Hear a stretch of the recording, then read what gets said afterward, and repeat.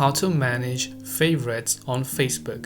If you wish to manage the favorites on Facebook, both on the app or the website, the process is actually quite simple. Now, you could simply open your browser and go to facebook.com and make sure you are logged into your account. Then, at the top right hand side, you can simply see your profile icon. Just click on it. And here you can say settings and privacy. So go to settings and privacy. Same for the mobile version as well. And from here you can simply go to content preferences. When you come to content preferences, at the top you can see a star icon that says favorites. So you can add people and pages to prioritize their posts in feed. Simply click on the favorites tab, and here you can simply choose to mark some of the pages as your favorites, so that whenever these pages or people post something, they will usually be the ones at the top of your feed.